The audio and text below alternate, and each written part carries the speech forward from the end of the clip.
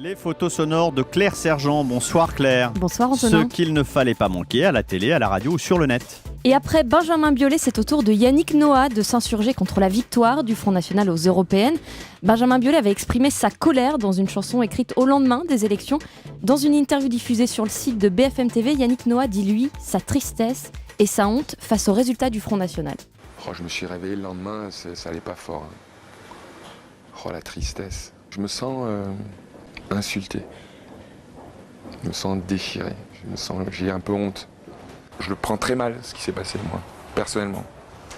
Moi, c'est à l'intérieur de mes tripes. Je me sens pas à l'aise. Quand j'ai les copains qui m'appellent de l'étranger, qui me disent « Qu'est-ce qui se passe chez vous ?» j'ai un peu la honte.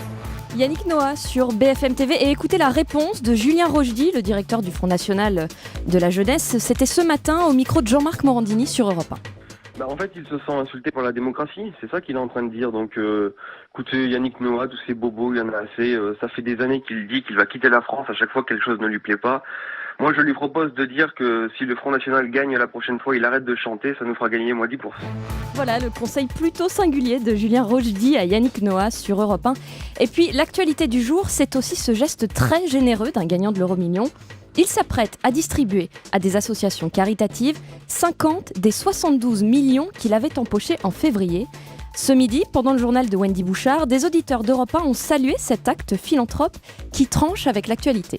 Fantastique, ça rattrape tous les autres humains qui font des malversations et qui utilisent mal l'argent. Un seul homme en rattrape des milliers. Moi, je dis chapeau et je me pose pas de questions. C'est un monsieur qui a un grand cœur, qui a dû faire comme moi un calcul en disant il va me falloir 3000 ans pour utiliser ça. Comme j'avais dit une fois, on veut que tout le monde soit généreux. Non, quelqu'un qui n'est pas généreux, il n'est pas. Par contre, quelqu'un qui est généreux, faut pas aller lui chercher les politiques, les machins, les trucs. C'est un homme qui a un grand cœur. Et basta.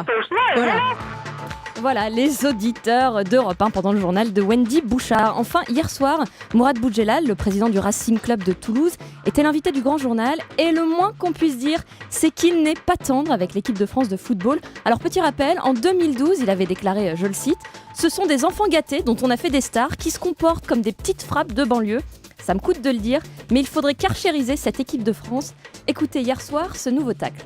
On pardonne tout aux vainqueurs et en ce moment ils gagnent. Mais je pense que ça va pas durer, je suis d'accord avec vous. Vous les aimez pas trop, hein? Non, je pense que ça va pas durer. Attends, on sort d'une poule, je veux dire, je pense que j'aurais pu jouer avant-centre, j'aurais peut-être marqué autant de buts. On a été facile.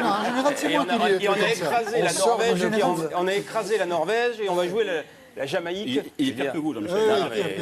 Je pense qu'il faut se calmer. Je pense qu'on rencontrera des nations majeures. Merci Mourad. Ça vous va? Oui, très bien. Vous me dites si ça va pas. Et merci à Claire Sergent. Mourad Boudjelal est président du Racing Club de Toulon de rugby et non de Toulouse. Vous aurez corrigé de vous-même.